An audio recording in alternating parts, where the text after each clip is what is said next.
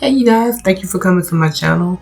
This video I will be showing you guys how to do the medium rope twist with the rubber band method. If you haven't already, make sure you comment, like, and subscribe to this channel. I'll be very grateful that you do that. As you can see, my hair is already parted into sections with the rubber band. This is just a method just to make it easier for me or anybody that's beginner friendly to doing their own hair. It just makes it easy. So the things that I will be needing to do my hair, of course, rubber bands, which I already have them in my head. Then I will have the crochet needle, which you could pick it up from any kind of beauty supply store. I have the jam in the red top, and I also have the jam in the green top. Reason being I'm using two is because the red top one, I didn't have as much in it, so I knew I was going to need more. And also both of them are clear. This is the hair I'll be using. It's free choice braids. It's 28 inches and it comes with 10 bundles in each pack. And voila, I'm 99% finished with my head. Now, when you get a call and you're recording with your phone, stuff like this happens. But anyway, I just wanted to show you guys how I did it. First, I hook my crochet needle through the hair, and then I take my hair and I make sure you brush it out, just in case when you pulling the hair apart, you don't want it to be tangled a little bit, and your braids might not come out as smooth as you would like. So brush your hair, and what I like to do is I like to twist it. I only twist it just so that I can be able to loop it through the crochet needle very easily. So I twist it, then loop it, and then I loop it through the crochet needle.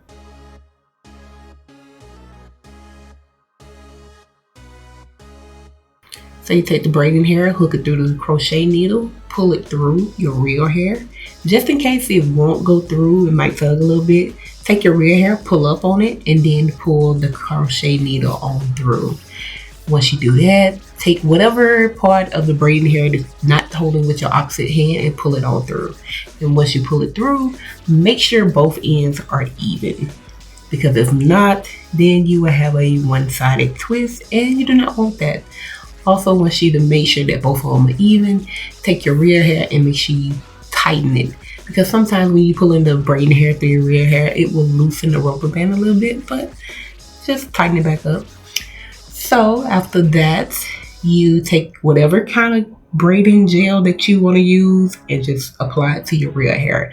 This will make sure that your hair is slicked down better so that it can be incorporated better into the braiding hair. I'm not sure what was taking me so long to do my hair right here. But anyway, you take your real hair and you're going to split it in two. So make sure you half it up. One side go to one braid, one side go to the other braid, and make sure when you get to twisting, you twist pretty tight. Loose but tight. Kind of hard to explain. But you can go either way. You can go to the left or you can go to the right. Either way, just make sure it's comfortable for you, because eventually once you get to the end, the braid is going to loosen up. So make sure you braid it kind of tight but consistent at the same time. So this is the last plait on my head and I was so happy, but I just wanted to show you guys again. So as said before, put your crochet needle through your hair first.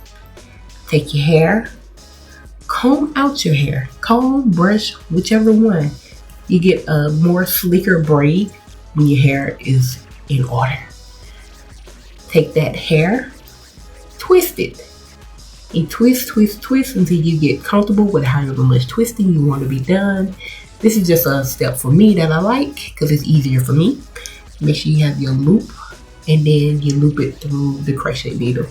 And be careful with this crochet needle because yes, you can accidentally loop it through the other hair. And then you have to sit there for a second and try to not double crochet your hair. Anyways, take your hair, put it through the needle as I said before. You can either lock the needle or not. If it gets stuck, pull up on your real hair and still pull the hair on through. Take the hair and pull it on through with your other hand. And also once you get finished with that, make sure that the hairs are even. Because if they're not even, it would look horrendous. Trust me, I did this before and I was like, Rose, what are you doing? You cannot go outside looking like that. Anyway, make sure you tighten your hair. Tighten the rubber band, because if not, then you just have a loose braid, and then your hair will look a month old when it's only really a day old. And after you do that, slick it down with your braiding gel, whatever kind of gel that you have. Like I said before, I use jam, and just twist away. Just keep twisting. You can brush it in case you accidentally, you know, mess up the hair or something like that in the process of braiding it.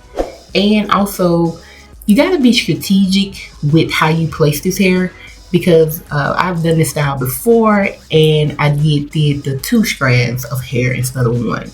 So with the 1 strand, you gotta be strategic of where you place the hair in it. As far as when you had the 2 strands, you can just do like an X pattern on top of your head. But other than that, this is the end product. I mean, this could be the end product. That's if you don't want to curl your ends. This would be pretty much finished, you know. But me personally, I like the curl ends. But as you can see, they came out very beautiful.